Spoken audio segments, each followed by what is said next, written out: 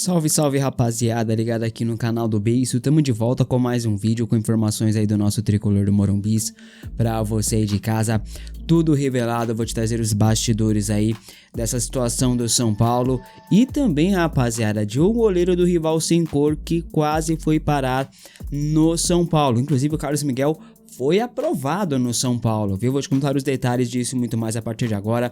As maiores goleadas da gestão Júlio Casares. André Hernan fala sobre o que a diretoria pensa a respeito de Luiz Ubeldia, no que ele erra, no que ele acerta. Vou te contar os detalhes nesse vídeo, fica até o final, não saia por nada. Mas antes, cupom BACON10 pra você que quer comprar uma blusa de frio como essa. Tá frio aqui em São Paulo, hein, gente? Meu Deus do céu.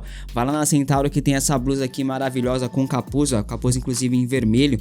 Tem lá disponível lá, se você colocar o cupom BACON10, você vai ter 10% de desconto nessa camisa aqui, nessa blusa aqui e também qualquer outro produto vendido e entregue pela Centauro. Pode ser tênis, pode ser qualquer outro calçado, bonés, acessórios, roupas de outros times, roupas de seleções, roupas casuais, calças, roupas íntimas, tem de tudo lá na Centauro e com o cupom BACON10 você tem 10% de desconto, fechou?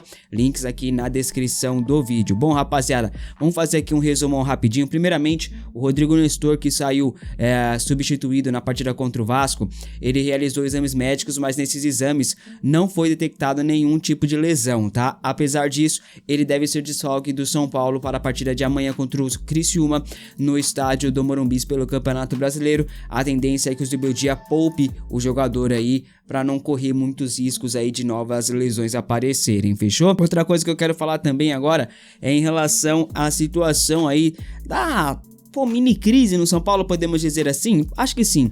Primeiro de tudo, Eduardo Afonso trouxe uma informação aí que é importante a gente trazer. Ele disse que a diretoria do São Paulo conversou ontem com o preparador físico, né? Na verdade foi anteontem, o Adriano Titon, e com o zagueiro Sabino. O Titon foi o preparador físico que pediu pro Sabino aquecer e o Sabino respondeu daquela maneira antiprofissional que eu falei pra vocês, né, gente? Então, a diretoria conversou com os dois para entender o ocorrido e aí disseram que não houve reclamação ou relato de insubordinação do zagueiro por parte do integrante da comissão técnica em relação ao comportamento do atleta. Por isso o caso foi dado como encerrado. Mas a pergunta que eu faço é: como que não houve insubordinação? Sendo que o repórter da transmissão ao vivo flagrou o ocorrido e relatou na transmissão. Houve sim uma insubordinação. Houve sim um biquinho. Houve sim um piti, houve sim uma falta de profissionalismo. E pelo que o Eduardo Afonso está trazendo aqui para nós, parece que a diretoria do São Paulo não vai fazer nada em relação ao Sabino. Ou seja, pode fazer o que quiser, jogadores, vocês podem desrespeitar os seus superiores, vocês podem realmente falar: não vou aquecer, não quero aquecer. Não vai acontecer nada com vocês. Por quê? Porque essa diretoria ela é omissa, porque essa diretoria ela não tem comando algum. Se fosse uma diretoria forte, uma diretoria firme, no mínimo o Sabino seria multado. Se fosse no Atlético Paranaense com o Petralha, o que vocês acham que o Petralha faria com um jogador como o Sabino? O que vocês acham que aconteceria com o Sabino no Atlético Paranaense do Petralha? Você acha que ia passar impune isso que o Sabino fez? Realmente, você acha que ia passar impune com o Petralha? Mas a nossa diretoria tem Belmonte, tem Rui Costa, Muricy, Casares, Chapecó, o vice-presidente, ninguém sabe o que faz lá. É isso, rapaziada. O resort voltou, né? Bom, e falando nessa gestão aí que não tem pulso nenhum, a goleada sofrida no último sábado para o Vasco da Gama tá doendo até agora, né? Pelo menos para nós torcedores sim, mas para muitos que estão lá dentro é só mais uma derrota, né? Depois de toda essa repercussão na derrota, muitos torcedores questionaram a quantidade excessiva de goleadas sofridas pelo São Paulo na gestão Júlio Casares. Eles assumiram em 2021 com promessa de transparência e muitas coisas, mas cumpriram bem pouco do que prometeram, né? Bom, nesse ano de 2021, São Paulo apanhou de geral, rapaziada. Eu vou mostrar pra vocês aqui as 8 goleadas sofridas pelo São Paulo na gestão Júlio Casares. Em 2021, São Paulo já chegou apanhando por 5-1 pro Internacional no estádio do Morumbis pelo Campeonato Brasileiro. O jogo foi disputado em 2021, mas era pelo Campeonato Brasileiro de 2020, né, gente?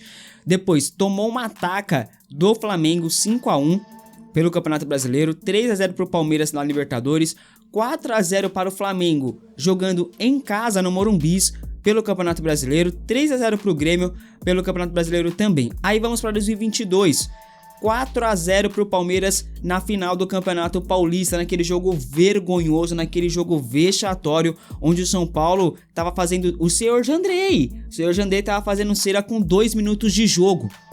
Onde já se viu? Meu, é bizarro, gente. Aí pula pra 2023, São Paulo toma 5-0 pro Palmeiras pelo Campeonato Brasileiro, naquele jogo que o John Textor tá falando aí que o São Paulo entregou o jogo, né?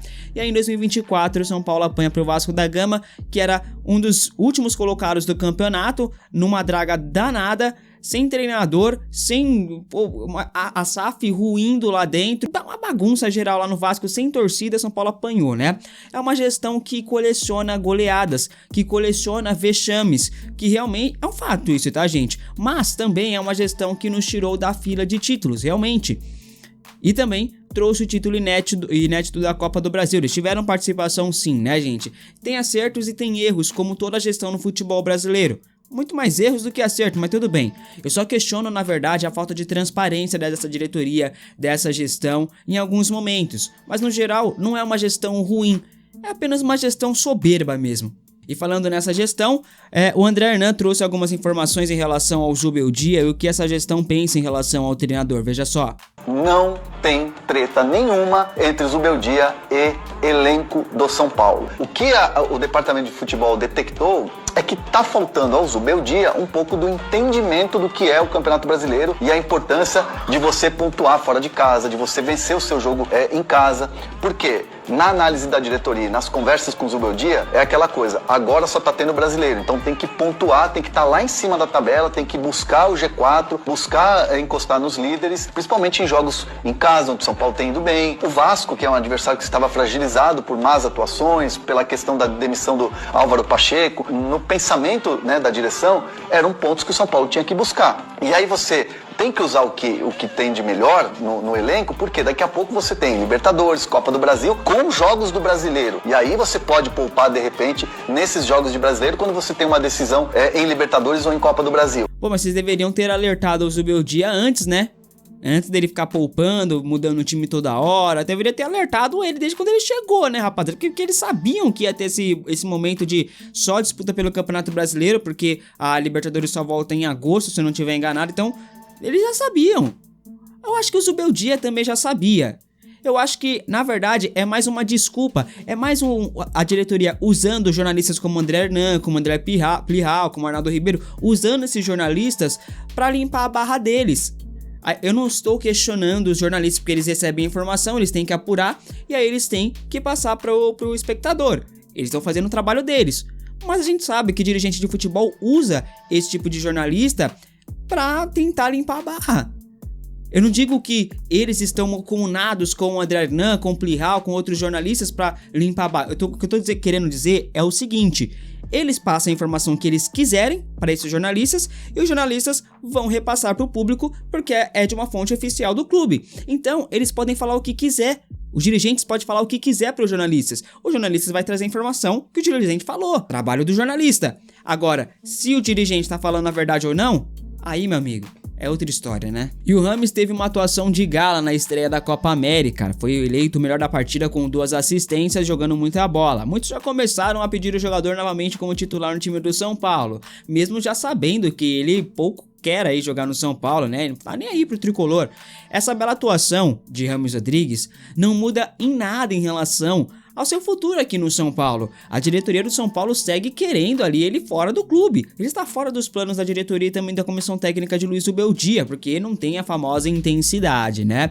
O São Paulo segue aguardando propostas para liberar o James Rodrigues. Se o James mantiver jogando esse bom futebol na Copa América, vai ser bom para todo mundo, bom para a Colômbia, que vai ter um craque voando, jogando muita bola, ajudando bastante a equipe na competição, bom para o James Rodrigues, que vai continuar um bom ritmo e despertando interesse de outros clubes, e automaticamente é bom para o São Paulo, que consegue negociar com maior facilidade após o término da Copa América, né?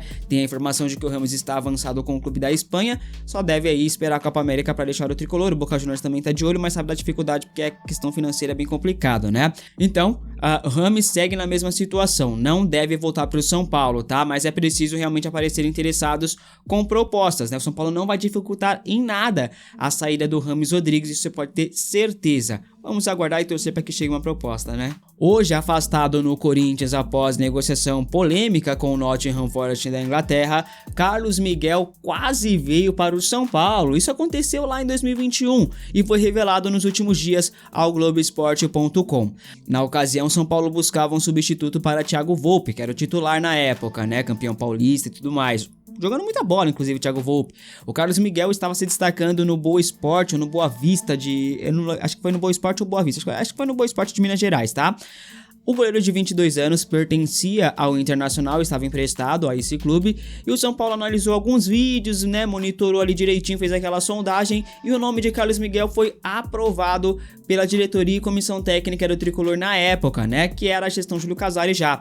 Por questão de timing, o São Paulo acabou dando prioridade a outros negócios e não avançou pela vinda do goleiro de mais de 2 metros de altura. Em agosto de 2021, ele chega ao Corinthians, onde ficou na reserva até o começo desse ano. Já no São Paulo, o Thiago Volpe caiu de rendimento. Em agosto de 2021 também chega o Jandrei. O Jandrei é contratado, assume a titularidade, começa muito bem, pegando pênalti os caramba, né? Mas depois se lesiona. Aí chega o Felipe Alves, contratado de emergência, né?